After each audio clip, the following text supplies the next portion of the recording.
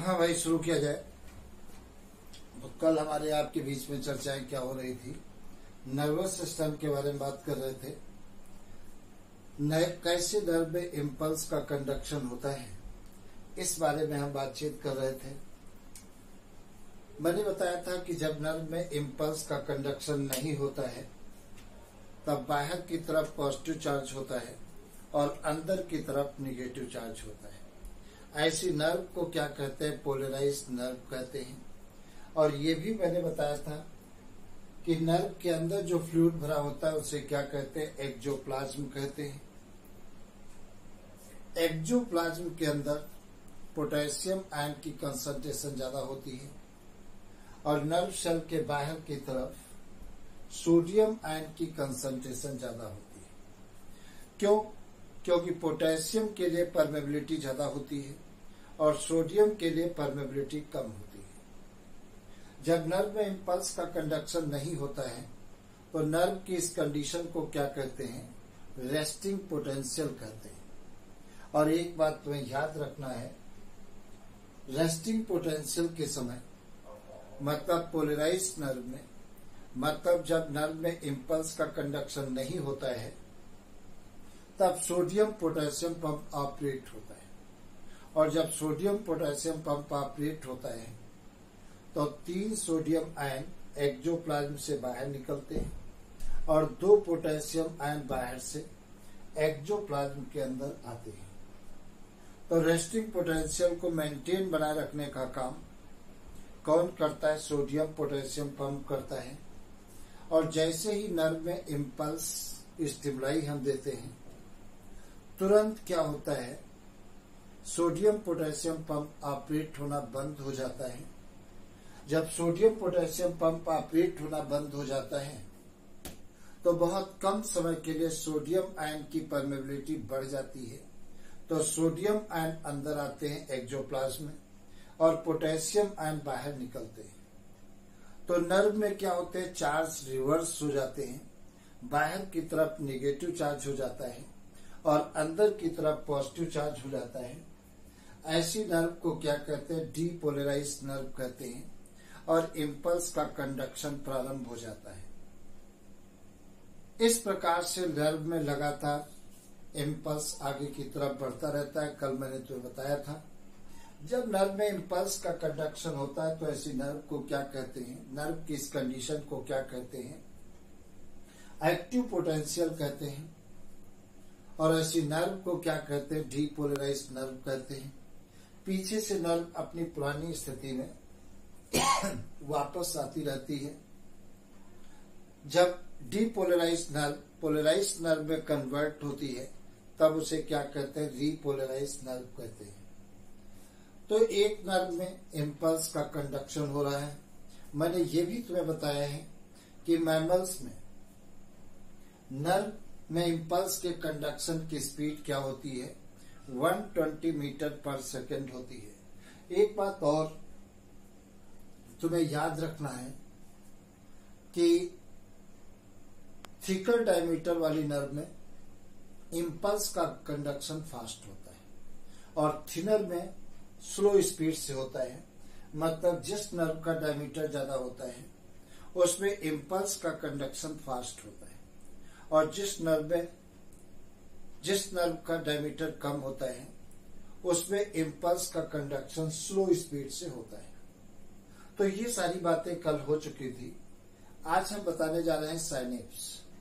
Synapse क्या होता है? 2 नर्व के बीच के जंक्शन को क्या कहते हैं? साइनेप्स कहते हैं। मैंने क्या बताया? 2 नर्व के बीच के जंक्शन को क्या कहते हैं? साइनेप्स कहते हैं। एक होता है साइनेप्सिस। साइनेप्सिस क्या होता है? जब होमोलोगस क्रोमोसोम्स की पेयरिंग होती है, जब होमोलोगस क्रोमोसोम्स की पेयरिंग होती है तब उसे क्या कहते हैं? साइनेप्सिस कहते हैं। तो साइनेप्सिस अलग है, साइनेप्स अलग है। साइनेप्स क्या मैंने बताया? 2 नर्व के बीच के जंक्शन को क्या कहते हैं? साइनेप्स कहते हैं। आगे देखा जाए क्या होता है। अब साइनेप्स के स्थान पर कैसे इम्पल्स का कंडक्शन होता है। अगर जो हम इस चीज को देखें तो हमको क्लियर दिखाई देगा। देखिए कैसे नर्व में इम्पल्स का कंडक्शन होता है। On the place of synapse, synapse के स्थान पर कैसे इम्पल्स का कंडक्शन होता है। तो देखा जाए, तुमको बता दें, यहाँ पर तुम्हें मालूम है क्या होते हैं, डेंड्राइट्स होते हैं। इस प्रकार से ये डेंड्राइट्स होते हैं। डेंड्राइट्स संख्या में अनेक होते हैं और नेचर में कैसे होते हैं, सेंसरी होते हैं। डेंड्राइट्स नेचर में कैसे होते हैं, सेंसरी होते हैं, संख्या में अनेक होते हैं। तो इनको हमने क्या कह दिया, डेंड्राइट्स कहते हैं। ये डेंड्राइट्स कहते हैं और इसको क्या कहते हैं, सेल बॉडी कहते हैं। ये सेल बॉडी कहलाती है।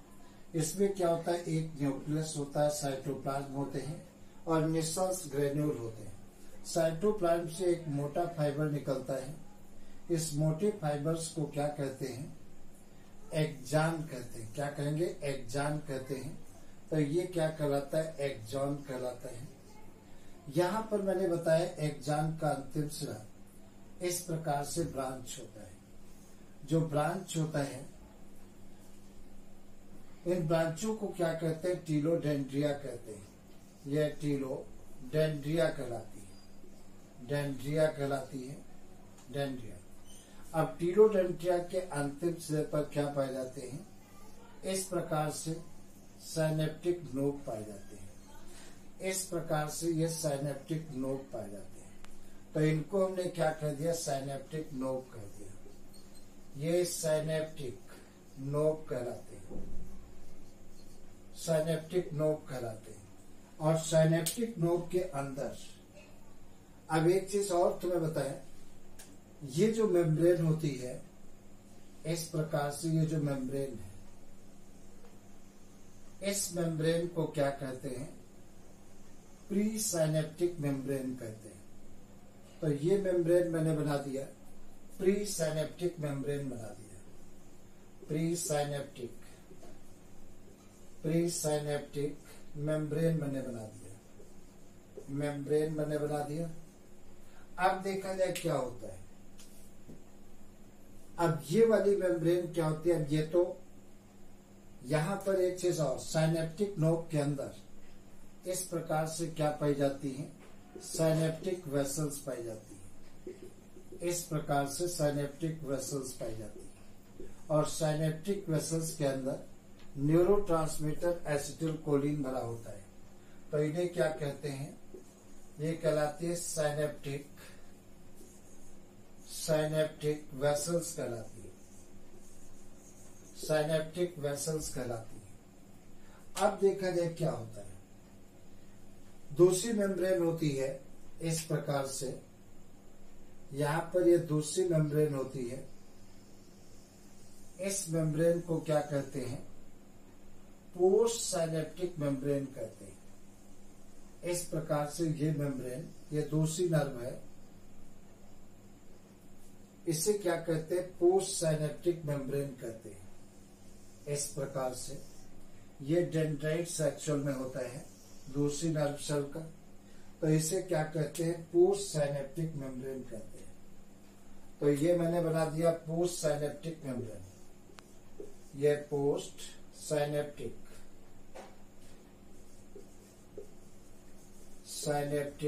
मेम्ब्रेन कहलाती है, पोस्ट साइनेप्टिक मेम्ब्रेन कहलाती है। तो ये पोस्ट साइनेप्टिक मेम्ब्रेन मैंने बना दिया। यहां पर देखा जाए तो ये पोस्ट साइनेप्टिक मेम्ब्रेन मैंने बना दिया।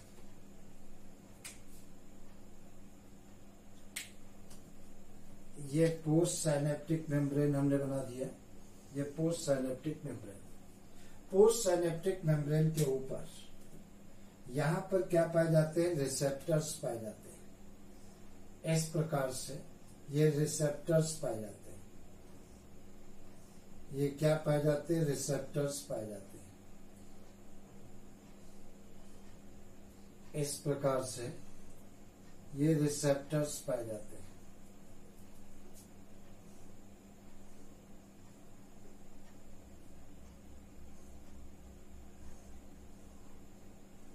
तो इनको हम क्या कहते हैं? रिसेप्टर्स कहते हैं, रिसेप्टर कहते हैं। अब देखा जाए क्या होता है। डेंड्राइट्स, यहां पर मैंने मान लेते हैं एक स्टिमुलस दिया, इसको हमने स्टिमुलाई दिया, स्टिमुलाई दिया, तो स्टिमुलाई दिया। डेंड्राइट्स क्या काम करता है? स्टिमुलस को ग्रहण करके कहाँ लाता है? साइटॉन के अंदर लाता है। इस प्रकार से साइटॉन के अंदर लाता है। अब साइटॉन से एक्सॉन क्या काम करता है? स्टिमुलाई को दूर ले जाता है। इस प्रकार से स्टिमुलाई को दूर ले जा रहा है। मैंने अभी तुमको बताया है कि एक्सॉन कैसे होते हैं? नेचर में मोटर होते हैं। मतलब ये कैसे होते हैं? मोटर होते हैं, मोटर होते हैं। और ये कैसे होते हैं? नेचर में सेंसरी होते हैं। कैसे होते हैं? सेंसरी होते हैं। ये बात तुम्हें याद रखना है, इस पर क्वेश्चन आ सकता है। तो डेंड्राइट्स कैसे नेचर में होते हैं? सेंसरी। और एक्सॉन कैसे होते हैं? नेचर में मोटर होते हैं। ये बात अपने को याद रखना है। तो जैसे नर्व को हम स्टिमुलस देंगे, डेंड्राइट्स स्टिमुलस को गेन करके साइटॉन में लाते हैं। और एक्सॉन क्या काम करते हैं? स्टिमुलाई को साइटॉन से दूर ले जा रहे हैं। जैसे स्टिमुलाई यहां साइनेप्टिक वेसल्स तक पहुंचते हैं, तुरंत क्या होता है? साइनेप्टिक वेसल्स मूव करती हैं प्री साइनेप्टिक मेम्ब्रेन की तरफ। इस प्रकार से ये प्री साइनेप्टिक मेम्ब्रेन की तरफ मूव करती हैं और मूव करके फट जाती है। जब ये फटती है, इस प्रकार से फटी, इस प्रकार से जब ये फटती है, तो इसके अंदर क्या भरा हुआ है? न्यूरोट्रांसमीटर भरा है। तो न्यूरोट्रांसमीटर क्या होगा? बाहर निकलेगा और निकल करके कहां पर आता है? साइनेप्टिक फ्लूइड में आता है। देखिए, दो नर्व आपस में अटैच नहीं है, दोनों नर्व के बीच में एक गैप पाया गया है। जो गैप पाया गया है उसको क्या कहते हैं? साइनेप्टिक क्लिफ्ट कहते हैं। और इसके अंदर जो फ्लूइड भरा होता है, उस फ्लूइड को क्या कहते हैं? साइनेप्टिक फ्लूइड कहते हैं। तो ये क्या कहलाता है? यहां से यहां तक साइनेप्टिक क्लिफ्ट कहलाता है। तो ये साइनेप्टिक क्लिफ्ट कहलाता है। Synaptic Clift. और इसे क्या कहते हैं? साइनेप्टिक फ्लूइड कहते हैं। तो ये कहलाता है साइनेप्टिक फ्लूइड कहलाता है। ये साइनेप्टिक फ्लूइड कहलाता है। अब देखा जाए क्या होता है। इसके अंदर क्या भरा है? न्यूरोट्रांसमीटर एसिटिलकोलिन भरा है। जैसे ही ये मेम्ब्रेन के प्री साइनेप्टिक मेम्ब्रेन से टच करेगी, साइनेप्टिक वेसल्स फटती है। और जब ये फटती है तो एसिटिलकोलिन इसके अंदर आ जाएगा, साइनेप्टिक फ्लूइड में आ जाएगा। अब साइनेप्टिक फ्लूइड से क्या होता है? इम्पल्स कहाँ जाता है? पोस्ट साइनेप्टिक मेम्ब्रेन में आ जाता है। और एसिटिलकोलिन किससे अटैच हो जाते हैं? इस प्रकार से यहां से आया और एसिटिलकोलिन इससे बाइंड हो जाता है। मतलब रिसेप्टर से बाइंड हो जाएगा। इम्पल्स एक नर्व से दूसरी नर्व में पहुंच जाता है। इस प्रकार से साइनेप्स के स्थान पर इम्पल्स एक नर्व से दूसरी नर्व में कंडक्ट होता है। अब इसमें क्या होगा? जब नर्व इम्पल्स कंडक्शन इसमें हो जाएगा तो बाहर की तरफ माइनस चार्ज आ जाएगा और अंदर की तरफ कैसा चार्ज आ जाएगा? पॉजिटिव चार्ज आ जाएगा।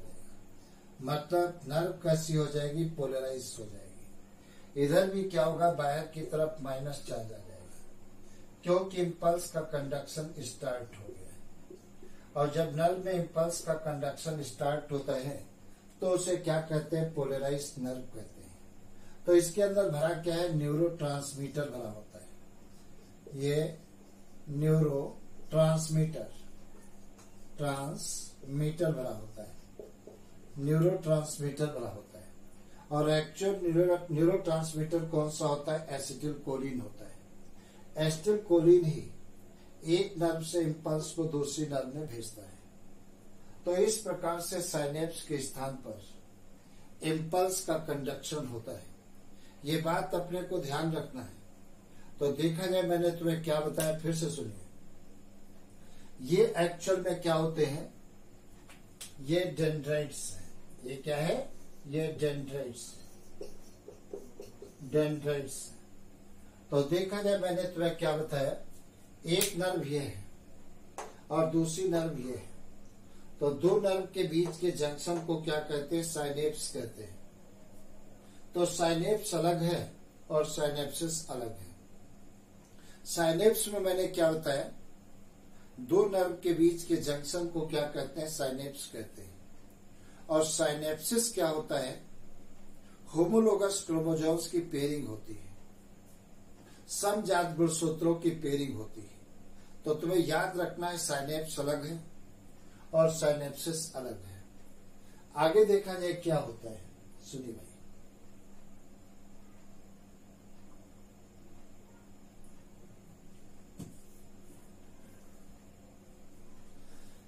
हाँ, तो मैंने क्या बताया, ये डेंड्राइट्स है। डेंड्राइट्स स्टिमुलाई को गेन करके कहाँ लाते हैं, साइटॉन में लाते हैं। तो डेंड्राइट्स नेचर में कैसे है, सेंसरी। सेल बॉडी से एक्सॉन स्टिमुलाई को दूर ले जाते हैं। तो एक्सॉन नेचर में कैसे, मोटर है। कैसे है, मोटर है। तो ये नेचर में कैसा होगा, मोटर होगा। अब एक्सॉन का अंतिम सिरा कैसा होता है, ब्रांच होता है। इन ब्रांचों को क्या कहते हैं, टीलोडेंड्रिया कहते हैं। टीलोडेंड्रिया का अंतिम सिरा सोलेन होता है।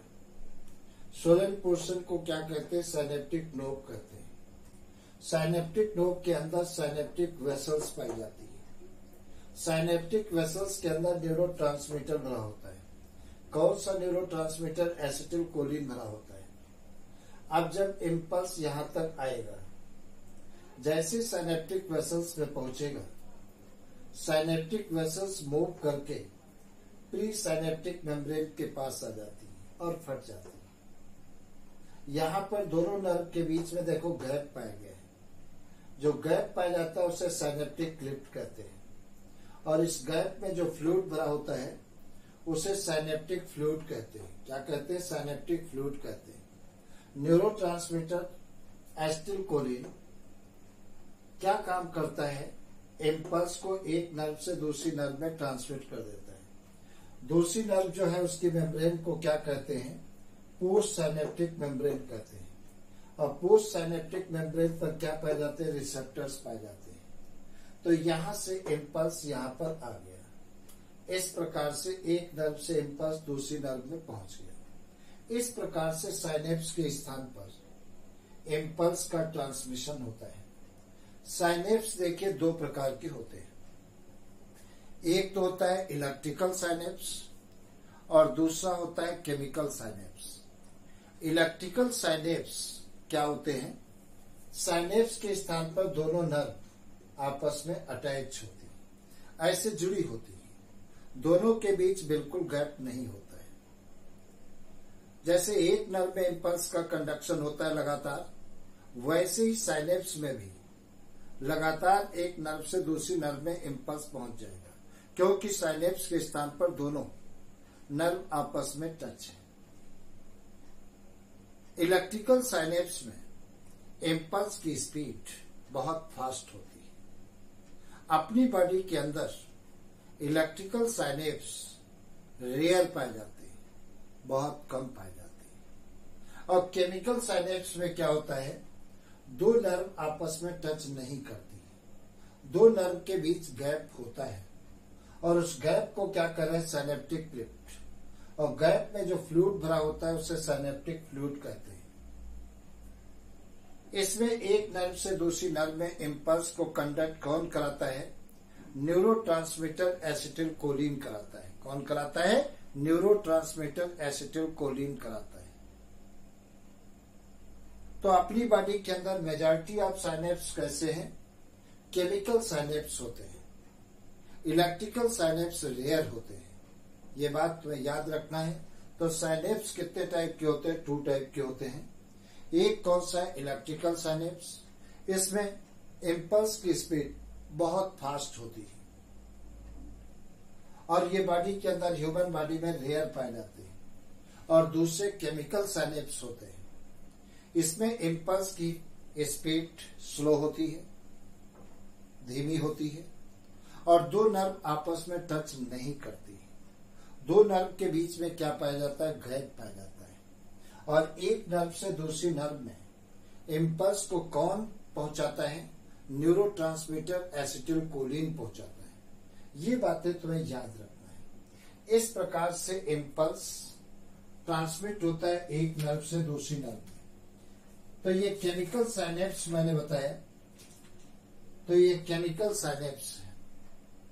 अब देखा जाए, मैंने स्टार्टिंग में बताया था नर्वस सिस्टम को हम दो पार्टों में डिवाइड करते हैं। एक मैंने बताया था सेंट्रल नर्वस सिस्टम, और दूसरा कौन सा था? Peripheral nervous system.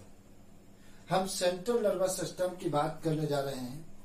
Central nervous system के अंतर्गत कौन आता है? ब्रेन आता है और स्पाइनल कार्ड आती है। तो ये बात तुम्हें याद रखना है, सेंट्रल नर्वस सिस्टम के अंतर्गत ब्रेन और स्पाइनल कार्ड आता है। पिछली क्लासों में मैंने बताया है नर्वस सिस्टम का फॉर्मेशन कहां से स्टार्ट हुआ है? फाइलम सिलेंटेटा से स्टार्ट हुआ है। फाइलम सिलेंटेटा में नर्व सेल तो पाई जाती हैं, लेकिन सेंट्रल नर्वस सिस्टम नहीं पाया जाता है, मतलब ब्रेन और स्पाइनल कार्ड नहीं पाया जाता है। ये बात बहुत बार पूछी जा चुकी है, तुम्हें ध्यान रखना है। और जितने भी सिलेंटेट के मेंबर्स हैं, सब में यही बात है, नर्व सेल तो प्रेजेंट होती है, लेकिन सेंट्रल नर्वस सिस्टम मतलब ब्रेन और स्पाइनल कार्ड एब्सेंट होता है। अब सेंट्रल नर्वस सिस्टम में सबसे पहले हम ब्रेन की बात करने जा रहे हैं। ब्रेन क्या काम करता है? पूरी बॉडी का कमांड करता है, कमांड कंट्रोलर है। मतलब पूरी बॉडी की हर एक्टिविटी पर कंट्रोल डायरेक्टली या इनडायरेक्टली कौन करता है? ब्रेन करता है। अब थोड़ा सा अगर जो अपन देखें ब्रेन के बारे में, तो ब्रेन चारों तरफ से स्कल बोन की कवरिंग के द्वारा कवर्ड होता है। और जो बोन की कवरिंग होती है उसे क्या कहते हैं? क्रेनियम कहते हैं। क्या कहते हैं? क्रेनियम कहते हैं, या स्कल भी हम कह सकते हैं, जो ब्रेन को प्रोटेक्ट करता है। क्रेनियम के अंदर साइड में ब्रेन चारों तरफ से तीन मेम्ब्रेन के द्वारा सराउंडेड होता है। सबसे बाहर की तरफ कौन सी होती है? ड्यूरामेटर होती है। उसके अंदर साइड में कौन सी होती है? एरेक्नॉइड होती है। और सबसे अंदर की तरफ कौन सी होती है? पायामेटर होती है। अब ध्यान से समझना, यहां से क्वेश्चन आ सकते हैं। सपोज के लिए थोड़ी देर के लिए यहां पर हमने ब्रेन बता दिया, ये मान लेते हैं ब्रेन है। इस प्रकार से हमने ब्रेन बता दिया, इसको हमने कह दिया ये ब्रेन है। ब्रेन चारों तरफ से तीन मेम्ब्रेन के द्वारा सराउंडेड होता है। सबसे अंदर की तरफ एक मेम्ब्रेन होती है, फिर उसके बाद मिडिल की एक मेम्ब्रेन होती है, ये मिडिल की मेम्ब्रेन है, और सबसे बाहर की तरफ एक दूसरी मेम्ब्रेन है। इस प्रकार से जो सबसे बाहर की तरफ मेम्ब्रेन होती है उसको क्या कहते हैं? ड्यूरामेटर कहते हैं। ड्यूरामेटर कहते हैं। मिडिल वाली को क्या कहते हैं? एरेक्नॉइड कहते हैं। एरेक्नॉइड कहते हैं। और अंदर वाली को क्या कहते हैं? पायामेटर कहते हैं। पायामेटर कहते हैं। इन तीनों मेम्ब्रेन को क्या कहते हैं? मेनिंजेस कहते हैं।